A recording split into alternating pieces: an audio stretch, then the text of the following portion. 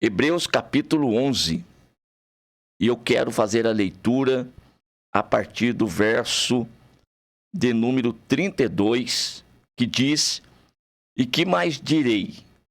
Faltar-me-ia o tempo contando de Gideão, de Baraque, de Sansão, de Jefté, de Davi e de Samuel, e dos profetas, os quais pela fé venceram reinos, praticaram a justiça, alcançaram promessas, fecharam as bocas dos leões, apagaram a força do fogo, escaparam do fio da espada, da fraqueza tiraram forças, na batalha se esforçaram e puseram em fugida os exércitos dos estranhos.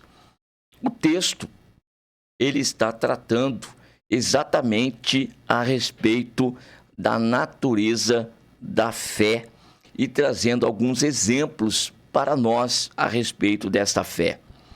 É muito importante que nós entendamos as características desse tipo de fé. Então, nós temos que diferenciá-lo da fé como um dom espiritual, e muitas das vezes eu já fiz isso com vocês. Aquele lá de 1 Coríntios, capítulo 12, uma fé que é mais ativa, é que ela faz parte da classificação dos dons de poder, ou seja, realizam alguma coisa, fazem alguma coisa acontecer. Isso é o dom espiritual. Aqui nós temos uma fé que nós podemos traduzi-la como uma confiança, uma dependência, uma vivência na presença de Deus, independentemente das circunstâncias. A pessoa, na sua fé, na sua confiança, ali vivendo com o Senhor Deus, não obstante as dificuldades, as adversidades, as resistências do inimigo, das propostas de batalhas espirituais que existem, mesmo no plano físico, ele não se move da sua adoração a Deus. Ele está decidido servir a Deus com todo o seu ser. E daí pode fazer o que quiser com essa pessoa, que ela não vai se mover nem um fio da sua fé, da sua confiança. Ela sempre vai honrar a Deus como Deus é, o Criador dos céus e da terra, demonstrando que Deus, ele não é obrigado a fazer aquilo que eu quero que ele faça. Sou eu que me submeto à sua vontade e ao seu querer. E nós temos aqui a definição desta fé, que é o firme fundamento das coisas que se esperam e a prova das coisas que não se veem. Nós temos aqui no verso de número 6 que sem essa fé é impossível agradar a Deus, porque todos aqueles que se aproximam de Deus primeiro devem crer que ele realmente existe e depois que ele é galardoador daqueles que o buscam. Ora, precisa crer que Deus existe. O Senhor é Espírito. O nosso Deus, ele não é exemplificado por meio de imagem, de forma alguma. O nosso Deus, o Criador dos céus e da terra, ele não é palpável. Então, dessa forma, quem se aproxima desse Deus não está vendo com esses olhos físicos, todavia, tem absoluta certeza que esse Deus é real, que ele é vivo. E experimenta a graça dele, a presença dele é sentida. E também que ele é galardoador, ou seja, recompensador daqueles que o buscam, mas entendendo sempre que esse agir de Deus, a resposta de Deus, nunca vai ser do nosso jeito, na hora que nós queremos que seja, mas sempre de acordo com o seu projeto santo. E nós entendemos isso. E aqui nós temos uma relação, mas como o próprio escritor, ele escreveu aqui. Eu fiz questão de ler da primeira parte do versículo 32, que diz: que mais direi? Faltar-me-ia o tempo contando de Gideão, falando aqui de Baraque, de Sansão, de Jefté, de Davi, de Samuel, dos profetas, os quais venceram reinos e praticaram a justiça, alcançaram promessas. Então, também para mim vai me faltar esse tempo aqui no programa para tratar de todos. Já imaginou? Se nós fôssemos trazer uma mensagem a respeito de cada parte dessa aqui de Hebreus capítulo 11, onde é que nós iríamos com as mensagens? Pois é, mas fica uma sugestão para nós. Agora, eu quero destacar do verso de número 33, a última parte: fecharam as bocas dos leões, para me lembrar aqui da situação de Daniel. Daniel era um homem que ele tinha grandes responsabilidades dentro do reino. Teve no reino caldeu e depois continuou no medo persa também. E ali na alta posição social que tinha, de uma grande responsabilidade administrativa, mas nada dessas coisas impediu Daniel de honrar o Deus Todo-Poderoso, de buscar a presença do Senhor.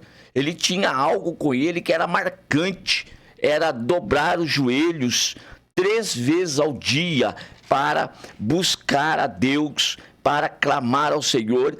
E isso está no livro que é atribuído a ele, Daniel, capítulo de número 6, e o versículo de número 10. Daniel, pois, quando soube que a escritura estava assinada, entrou em sua casa.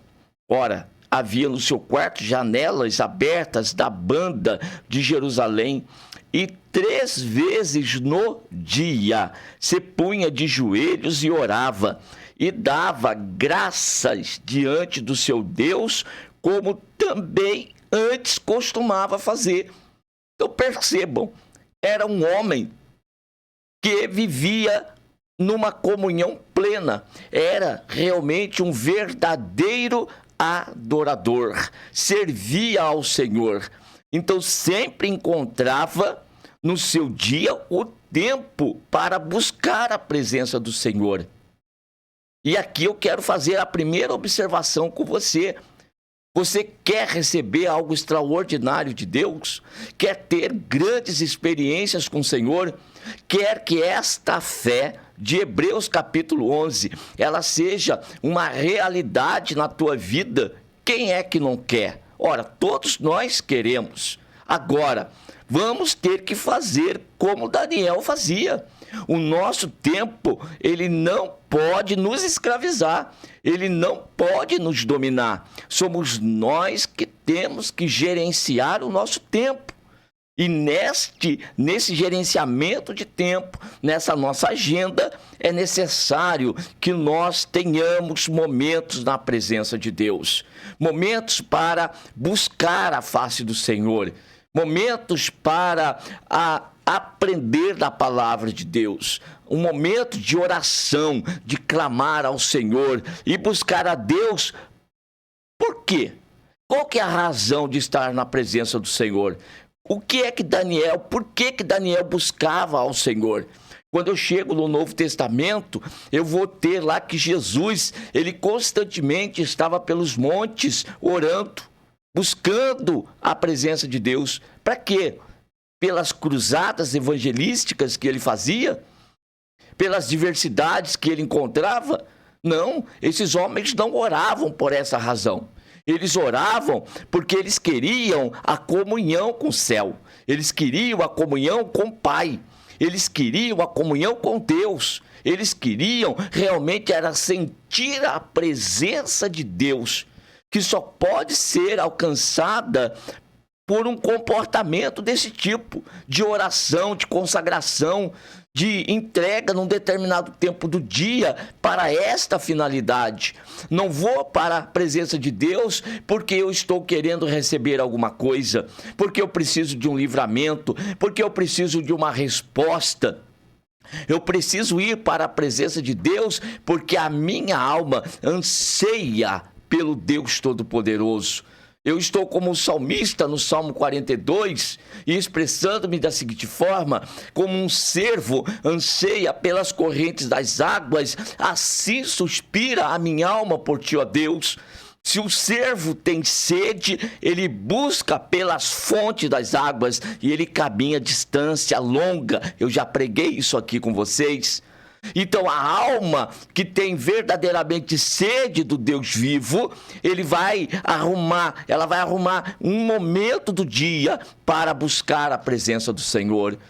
Ora, nós começamos o nosso dia dessa forma, já é um início. A nossa manhã, a partir aí das 7 horas da manhã, nós já estamos focados num momento específico de busca da presença do Deus Todo-Poderoso. Já tem um grupo de irmãos, e não começam aqui 7 horas, não. Tem irmãos que já estão começando mais cedo, já acessam aí a internet, já põem na web rádio e já estão desde mais cedo na web rádio esperando o momento do começo do programa Jesus é Salvação. E nós vamos até 8h30, o quê? Na presença desse Deus. E agora, durante todo o resto do dia, também vamos arrumar um momento no meio do dia para que nós possamos buscar ao Senhor.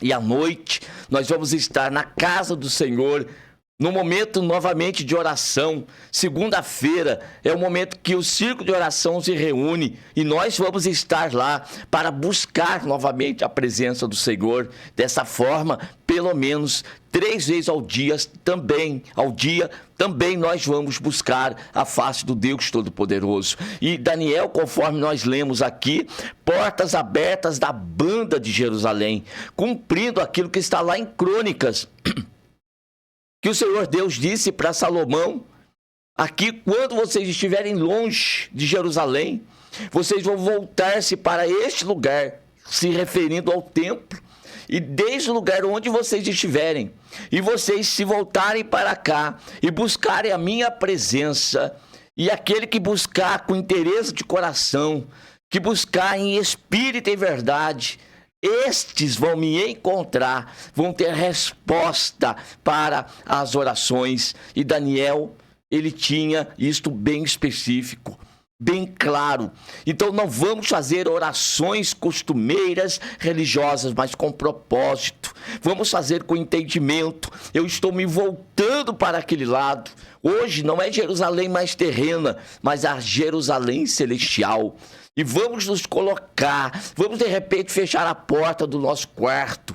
Vamos arrumar esse momento para buscarmos a presença do Senhor. E Daniel fazia isso 3 vezes ao dia, de joelhos, orava e dava graças diante do seu Deus, como também antes costumava fazer.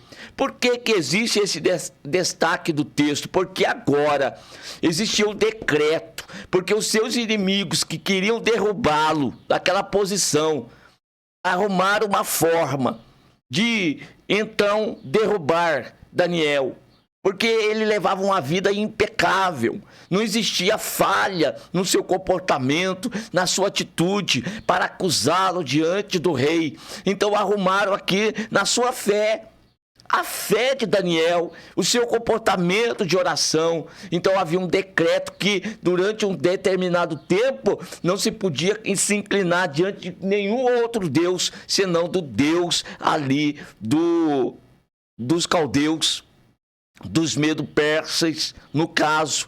Então, meus queridos irmãos, Daniel, ele não deu ouvido a esta situação. É uma pressão, é querendo sufocar. Aqui tinha um motivo legal, até real, para não buscar a presença de Deus, mas nada impedia Daniel de ir para a fonte e saciar a sua sede. É isso que eu preciso aprender. Não importa se eu estava num momento de bonança, a minha alma estava com sede de Deus e eu fui para a fonte. mas agora estou sob perseguição e muita dificuldade e ameaça. Eu continuo com sede, portanto, continuo indo para a fonte para saciar a minha sede. E não orava para Deus resolver o problema, não orava para Deus responsabilizar aqueles que estavam perseguindo de forma alguma. A Bíblia diz aqui que ele se punha de joelhos, orava e dava graças diante do seu Deus. Olha só, é louvar a majestade santa, é adorar verdadeiramente, agradecer a Deus pelo fato de estar ali naquele lugar, buscando e Deus se fazendo presente naquele momento de oração. Aí, meus irmãos, como diz Mateus 6,33, as demais outras coisas nos serão acrescentadas. E aqueles homens observaram isso, e o rei foi obrigado a sentenciar Daniel a contragosto para satisfazer aqueles homens e também a lei que ele próprio assinara e que era irrevogável. E agora, Daniel, a sua sentença é ser jogado na cova dos leões. E ele foi jogado na cova dos leões. Mas o próprio rei disse para Daniel: o teu Deus, a quem tu continuamente serves, ele te livrará. Olha a resposta. Não é Daniel que está confessando, determinando, falando: Deus, estou buscando a tua presença, olha o resultado negativo. É o próprio rei que reconhece: você serve um Deus todo-poderoso, continuamente você está servindo a ele, então ele te livrará. É uma afirmação, não é uma pergunta do rei. E o rei então joga Daniel, manda jogar Daniel lá. E no outro dia, o rei corre pela manhã cedo e foi à cova dos leões. E chegando-se à cova, chamou por Daniel com voz triste e falando, o rei disse: Daniel, servo do Deus vivo, dar-se-ia o caso que o teu Deus, a quem tu continuamente serves, tenha podido livrar-te dos leões? Não tinha um homem, não tinha ninguém que jogado naquele lugar saísse de lá vivo. Talvez não saísse nem os pedacinhos, viu? Os leões se alimentavam das pessoas que eram jogadas lá. Pois é, e Daniel foi jogado nessa situação. E o rei, ele faz agora a pergunta. Então Daniel falou ao rei: ó rei, vive para sempre. O meu Deus enviou o seu anjo e fechou a boca dos leões para que não me fizessem dano, porque foi achada em mim inocência diante dele e também contra ti, ó rei, não tenho cometido delito algum. E então Daniel foi tirado de lá.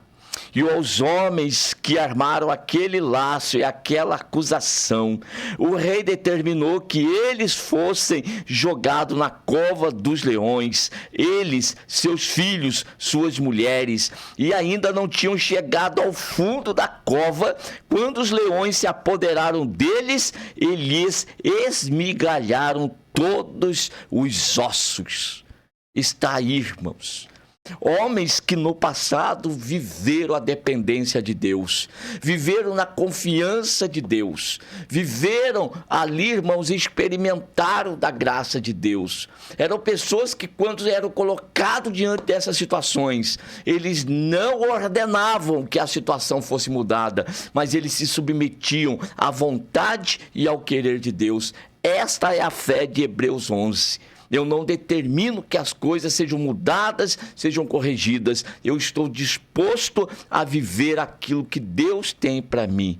Se Deus tem livramento, livramento vai acontecer. É como Ananias, Misael e Azarias disseram para Nabucodonosor: saiba de uma coisa, o nosso Deus, ele é poderoso para nos livrar dessa tua fornalha. Mas saiba de uma coisa, se ele não nos livrar, nós também não vamos nos prostrar da mesma forma e da mesma maneira. Ou seja, estamos determinados a servir a Deus, independentemente da circunstância. Aconteça o que acontecer, nós vamos continuar servindo ao Senhor. Por quê? Porque esta vida, nós sabemos, ela é passageira. Aqui nós vamos ter muitos reveses nesta caminhada, mas existe um lugar, um dia, onde nós vamos estar para todo sempre com o Senhor, onde Ele enxugará dos nossos olhos todas as lágrimas. Lá não haverá mais dor,